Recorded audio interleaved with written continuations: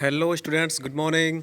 Welcome to your own YouTube channel Learn English with Pradeep. I am Pradeep Kushwaha. Tense की series चल रही है, तो आज की क्लास में हम प्रेजेंट परफेक्ट टेंस का अध्ययन करेंगे। ये प्रेजेंट परफेक्ट टेंस का सामान्य वीडियो है, जिसमें हम लोग प्रेजेंट परफेक्ट टेंस के सामान्य नियम जानेंगे। लास्ट की वीडियो में मैंने आपको प्रेजेंट परफेक्ट टेंस के विशेष न्यूज़ बताए थे, जो कि कंपटीशन लेवल का था।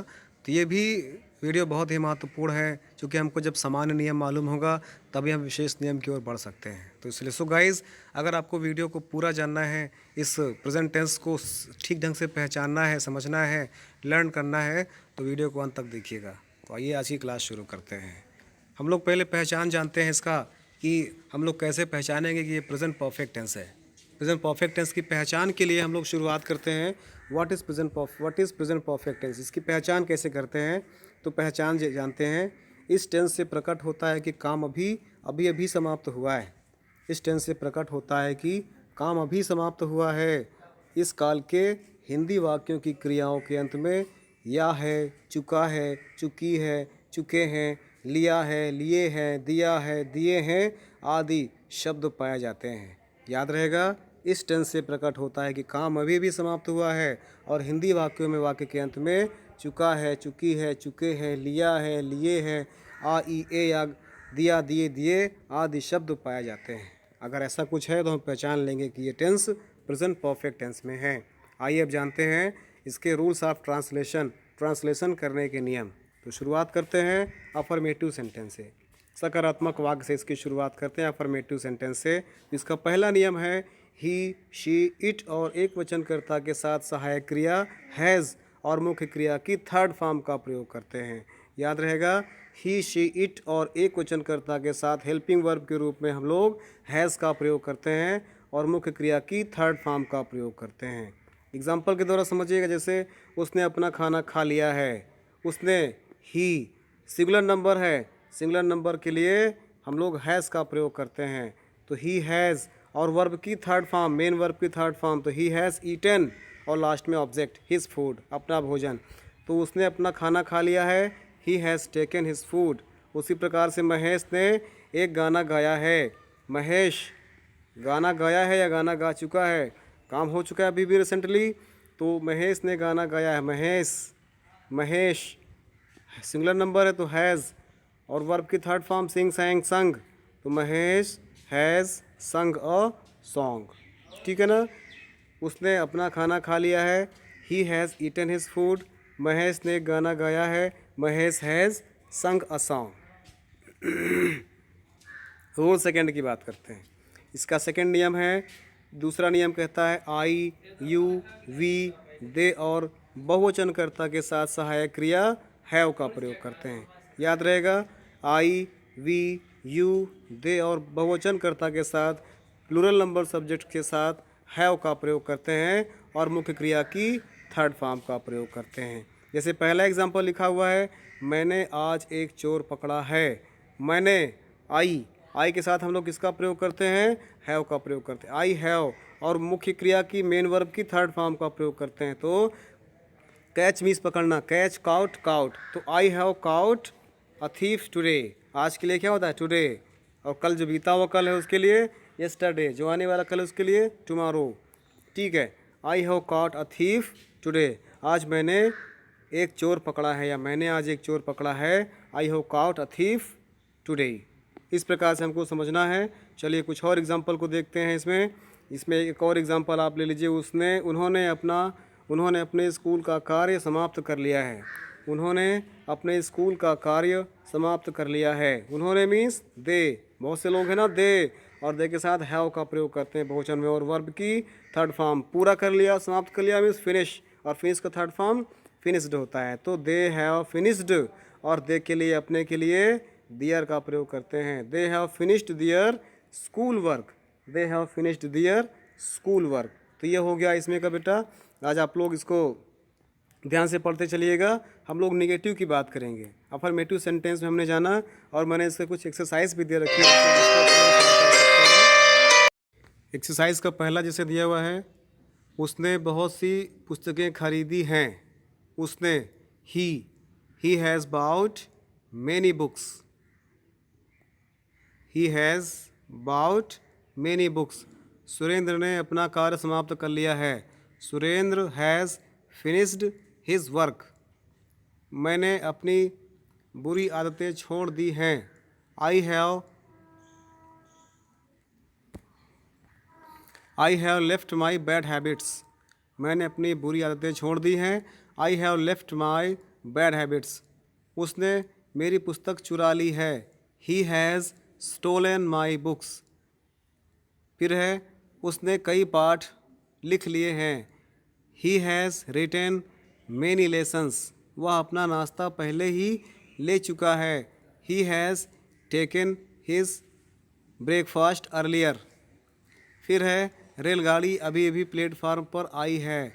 The train has come at the platform just now. फिर है, रेलगाड़ी स्टेशन छोड़ चुकी है। The train has left the station. इस प्रकार से आप लोग को 8 एग्जाम्पल्स दिए हैं, या translation Hindi to English to Hindi से इंग्लिश करना है। एज एक्सरसाइज आपको सेल्फ से करना है इसको। हो सके तो इसको आप लोग फेयर कॉपी में नोट डाउन भी करते चलिए। आइए आगे बढ़ते हैं। इसका हम लोग निगेटिव सेंटेंस जानते हैं। प्रेजेंट परफेक्ट टेंस का निगेटिव सेंटेंस। निगेटिव सेंटेंस का रूल जैसे है आपका, इस काल में निगेटिव सेंटेंस बनाने के लिए हैज़ या हैव के बाद नॉट लगा देते हैं। बहुत टफ नहीं होता। जैसे हमने पढ़ा ना अभी नियम ऊपर वाला, तो उसी में हम लोग को हैज़ या हैव के बाद नॉट लगा देना होता है। हमने पढ़ा था हैज़ का प्रयोग हम लोग ही शी इट और सिंगुलर नंबर सब्जेक्ट के लिए करते हैं। हैव का प्रयोग हम लोग आई वी यू दे और प्लूरल नंबर सब्जेक्ट्स के लिए करते हैं। तो उसी प्रकार यहाँ भी हैज़ और हैव का प्रयोग करना है और उसके बाद आपको नॉट लगा देना है, तो वो नेगेटिव सेंटेंस बन जाएगा। जैसे एग्जांपल के द्वारा समझिए, कमला ने गाना नहीं गाया है। कमला हैज़ नॉट संग अ सॉन्ग। उसी प्रकार से मैं अपना पाठ याद नहीं कर चुका हूँ। I have not learned my lesson. उसी प्रकार से उन्होंने अभी तक अपना कार्य समाप्त नहीं किया है। They have not yet finished their work. समझ रहे ना? इस प्रकार से हम लोग इसको निगेटिव बना पाते हैं। आइए हम लोग इसको इंट्रोगेटिव सेंटेंस की बात करते हैं। इंट्रोगेटिव सेंटेंस में भी इसका जैसे नियम बताया गया बहुत इजी है। यदि वाक्य के प्रारंभ में क्या, हिंदी वाक्य में अगर वाक्य के प्रारंभ में क्या शब्द दिया होता है, तो उसके अंग्रेजी बनाने के लिए हैज़ या हैव को प्रारंभ में लिखते हैं। इसके बाद फिर सब्जेक्ट और फिर लास्ट में मुख्य क्रिया, और मुख्य क्रिया की थर्ड फॉर्म का प्रयोग करते हैं। कैसे? हैज़ या हैव को लिखेंगे, इसके बाद फिर सब्जेक्ट लिख देंगे और फिर वर्ब की थर्ड फॉर्म का प्रयोग करेंगे। एग्जाम्पल के द्वारा समझिएगा। जैसे लिखा हुआ है, क्या अमिता ने मेरी स्लेट तोड़ दी है? क्या, अब हिंदी में क्या शब्द पहले आ गया है, तो इसलिए हम समझ रहे हैं कि ये हमारा किस प्रकार का है, ये हमारा हेल्पिंग वर्ब टाइप का इंट्रोगेटिव सेंटेंस है।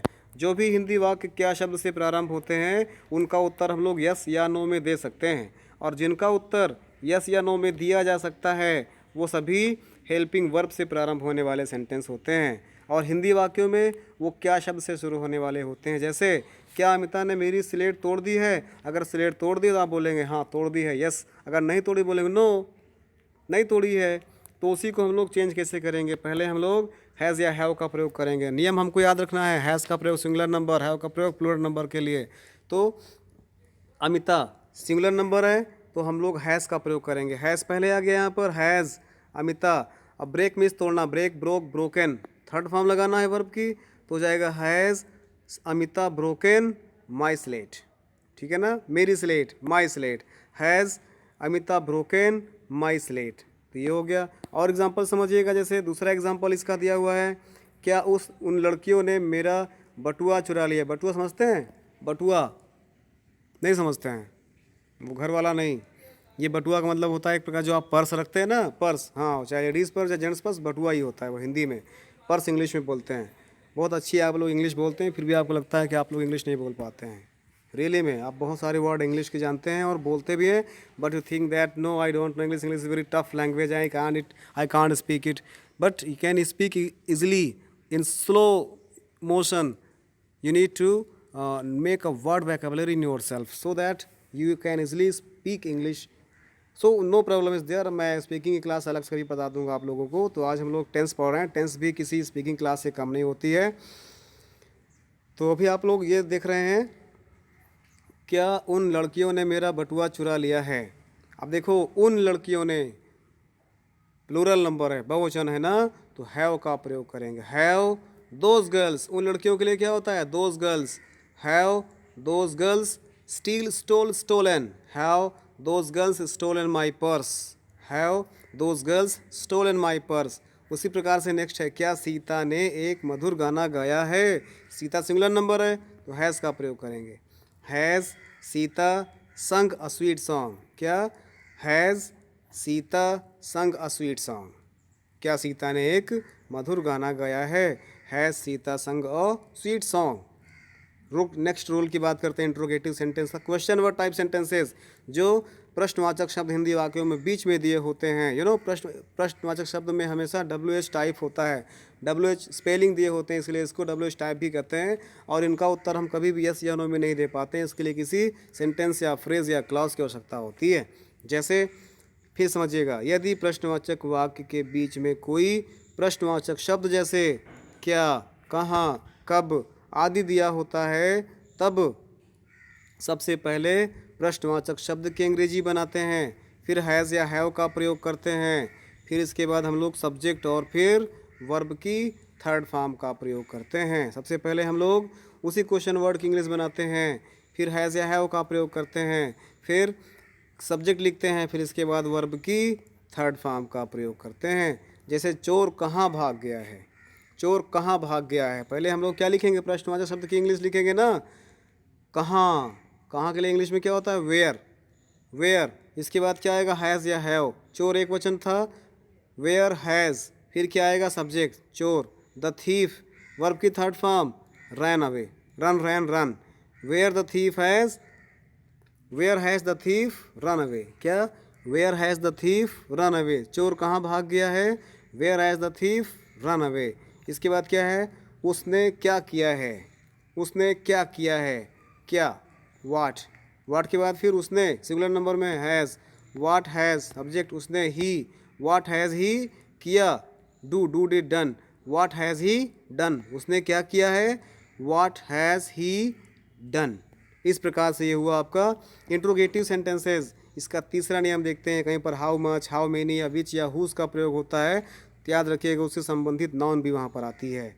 चलिए नियम नंबर थर्ड देखते हैं, how much, how many, which, whose के साथ उनसे संबंधित नाउन्स भी आती हैं। जैसे बिल्ली ने कितना दूध पिया है, अब आपके लिए डाउट होगा ना, हाउ मच क्या है और हाउ मेनी क्या है। हाउ मच वहाँ पर यूज़ करते हैं, यहाँ पर अनकाउंटेबल नाउन्स होते हैं, जहाँ पर काउंट करना कठिन होता है वहाँ पर हाउ मच का यूज़ करते हैं, जहाँ पर काउंट कर सकते हैं इजीली वो होता है हाउ मेनी। हाउ मेनी के लिए हम लोग हाउ अर्थात काउंटेबल नाउन के लिए हम लोग हाउ मेनी यूज़ करते हैं और अनकाउंटेबल के लिए हम लोग हाउ मच यूज़ करते हैं। तो यहाँ पर मिल्क, मिल्क क्या है, काउंटेबल क्या अनकाउंटेबल, ऑफ कोर्स अनकाउंटेबल है। दूध को हम लोग नाप सकते हैं, तौल सकते हैं, लेकिन काउंट नहीं कर सकते हैं। काउंट करना जैसे क्या हुआ, रुपए हैं, पैसे, रुपए हम लोग काउंट कर सकते हैं, पैसे हम लोग काउंट कर सकते हैं, लेकिन धन हम लोग काउंट नहीं कर सकते हैं। अगर धन आ गया, मनी है, तो अनकाउंटेबल नाउन, रुपया है, नोट है, तो वो काउंटेबल नाउन्स होता है। ठीक है ना, ओके, वेरी गुड, समझ रहे हैं आप लोग।